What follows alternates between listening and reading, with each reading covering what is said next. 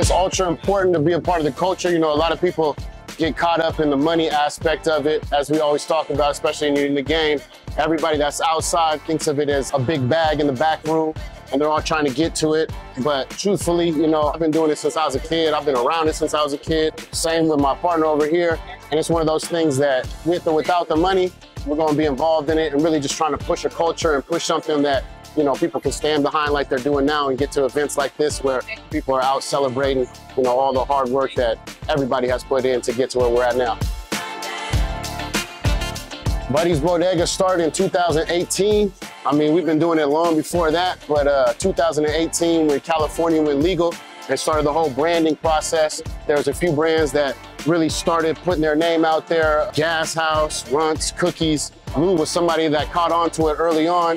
We ended up doing a trip out there and meeting up with them, and was kind of one of the early people. I'm not gonna say we're the first, because I'm sure there's people before us, but we were one of the early ones to start bringing Runtz and other people out and introducing everybody to what this whole designer brand bag craze is that we all know and love right now. The goal has always been to go legal, you know, in my eyes and in my partner's eyes.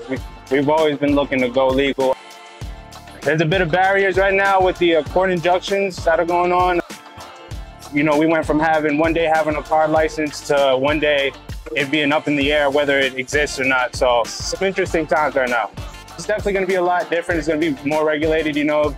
We're going to be paying taxes. Quality of weed may be different as well. We're dealing with greenhouse and outdoor right now in New York. Eventually it'll get there, it'll get to indoor. It's not just about, a lot of people get focused on the license, and the license process, everybody knows in New York is crazy right now. But one thing that we've been a part of for a while, I think since 2021, we were one of the first New York brands out in California doing co-packaging deals with cultivators like Gooniez, Dubz Garden, big brands that have established themselves in the license market. So that's another thing that we've tried to push for people and educate and tell, that you don't just have to chase a license.